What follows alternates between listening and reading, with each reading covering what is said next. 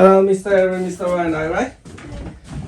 Do you still remember what is pairwise? Pairwisely. Pairwisely. You said that last time as well, right? What can you explain to me what's pairwise?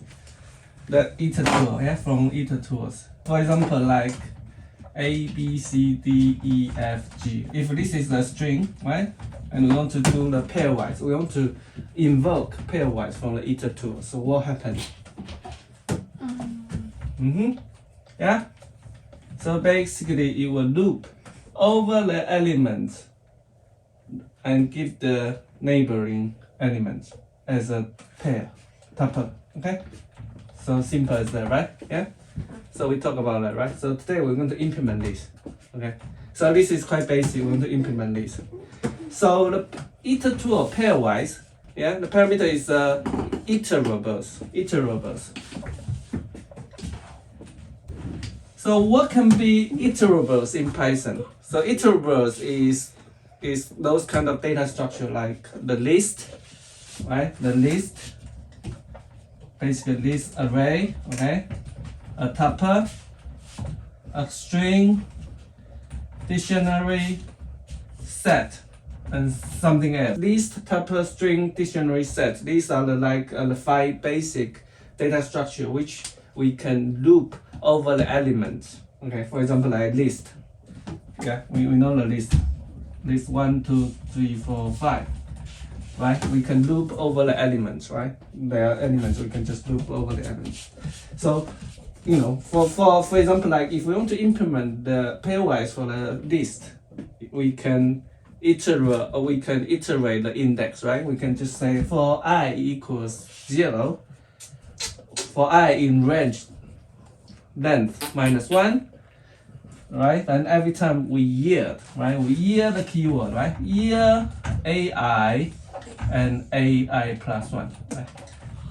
And for tuple, similar for string, but for dictionary, the dictionary is a special case here. Dictionary will iterate over the items, right? So it doesn't have the index, but we can convert the keys or values or items into an array, and we can do that as set. The problem with set is that the elements are not ordered, are unordered. In what cases we are using the set? In what cases the data structure?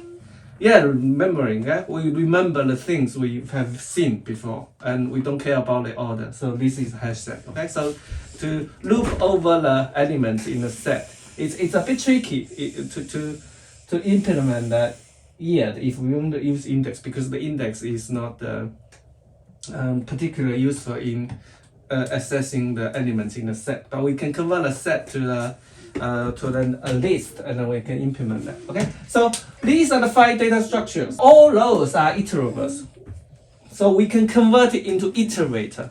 These are iterables, we can convert it to iterator, okay? And then we can use the next function, right? So these 5 data structure, basically, internally they implement the methods. So they allow you to assess the next element, and we can use the next function. Next function is basically like the pointer, right? The pointer, okay? You call this function to a iterator, and then you will advance the pointer to the next position and then return it. It's just like one way, right? So basically next, right? You can guess the meaning from the word, right? Next means that move to the next, advance to the next element, okay? So define pairwise, okay? And then we're given iterables, which can be these 5 things, right? One of these 5 things. And then, first of all, we want to convert it to an iterator, okay? So x equals iter, iterable. So we convert it to an iterator, right? And then a equals the next x none. So now x is an iterator.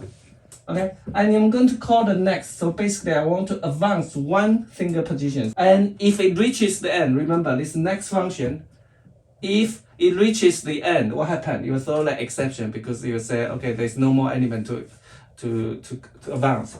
But if I give a second parameter, then it will not. Parameter. It will not complain. It will just return the none. I'm going to iterate for b in x. X is an iterator. Right? For example, like A, B, C, D, E. If I come to fit this function with the s. S is a string, right? And iterator. So now the x is this one. What happens if I call the next on x? So x will be moving to the second one, right?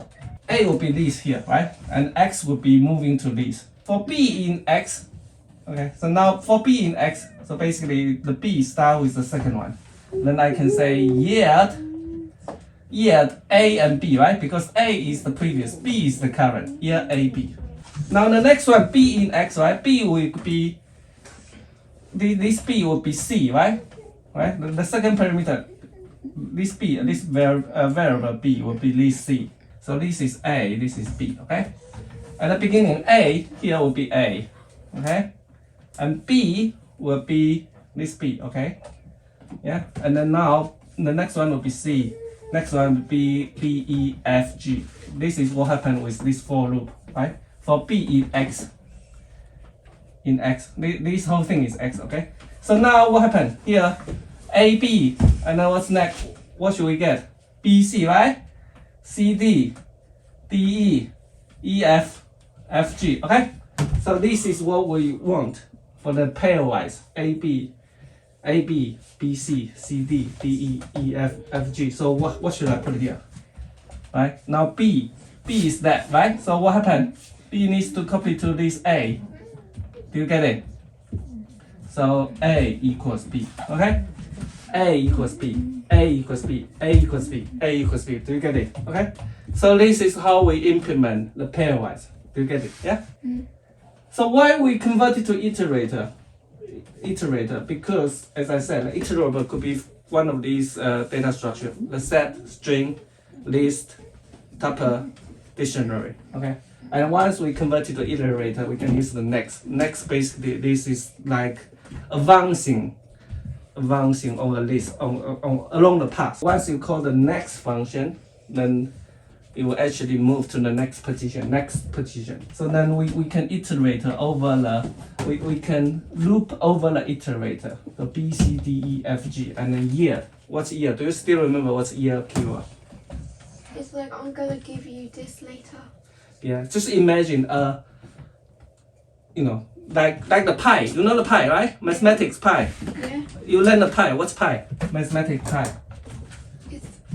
It's for calculating the circumference of It's a ratio between. the circumference and Yeah. It's a what's so special about this pi? is used to like calculate the perimeter and the area. So how many digits of the pi? Infinite. Infinity, right? It's endless.